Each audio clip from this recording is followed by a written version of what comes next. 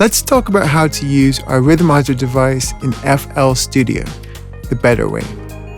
In our DAW setup video, we walk you through how to set things up and route between channels, like with the other DAWs. I guess we're kind of old school here at Futurephonic, coming from Cubase, Live, and Logic. So one of our FL Studio users shouted out this great solution. So let's get going with Patcher. This method is so much better. Now, not only can you finally use the native FL instruments, and even multiple ones at that, as well as using either dead simple or more advanced routing chains, but this modular setup can be saved as a preset and loaded up instantly in the future. Let's do it. Let's begin by loading a new channel, and we're going to add Patcher. This loads a fresh Patcher environment for us to do some routing in. And remember, everything we do now, we're going to save as a preset for instant recall whenever you need it. So let's add Rhythmizer. We'll go to Add Plugin. Under Generators, More. We scroll down and find Rhythmizer. Let's think of Rhythmizer as really the first step in the chain. It's going to generate the MIDI, and then we can send that MIDI to one or even multiple synths. So let's load up one of those synths. How about FL Keys?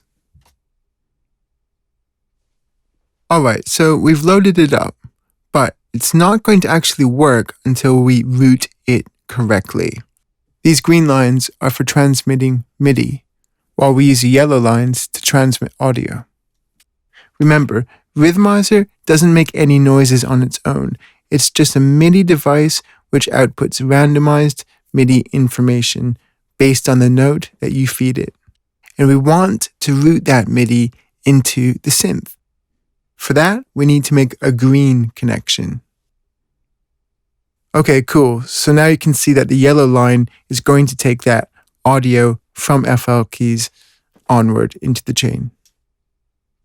Now, we need to configure the settings of Rhythmizer, but remember, we only have to do this once. We'll save the whole thing as a preset. We won't have to do it again. So we click on Rhythmizer. Hit the settings. Go down to MIDI. Input port 1. Output port 1. Go down to processing. Enable that one output. Okay, so let's have some fun with it. All right, over here on the main window, we're going to make a nice long MIDI clip. We're going to draw out a nice long note. So we have the note A. Let's choose a scale, perhaps the minor harmonic scale. We're going to set the probability and steps. I know a lot of you are new to Rhythmizer, so let me explain what these mean. Prob is a probability that you'll hear a scale note and not the root note. So if the probability was 0, you would only hear the root note and no scale notes. Great for bass lines. If you put the probability at 100, you would hear only notes from the scale and you would never hear the bass note. The steps knob lets us control the range of the scale that we hear. Just a few steps will play just the first few notes from the scale, but lots of steps mean we'll hear a wide range of notes in the scale.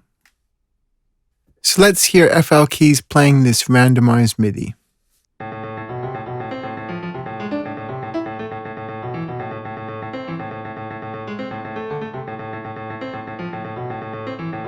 Now, the really cool thing about Patcher is that we can actually add multiple instruments to receive Rhythmizer's randomized output. Let's try adding SAR. Don't know how to pronounce that one. And don't forget, we need to make that green connection so that it's getting Rhythmizer's MIDI output.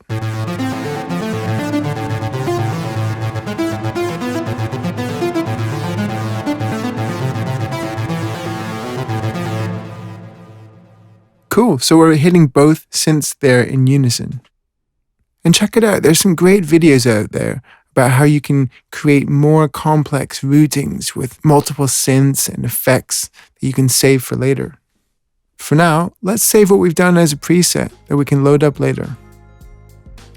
We go to this drop-down menu, hit Save Preset As, and save it in your system. Easy as that, instant load up next time. And one last thing, as mentioned before, please do remember that you will need FL Studio 20.7.2 or later to use Rhythmizer. Have fun, guys.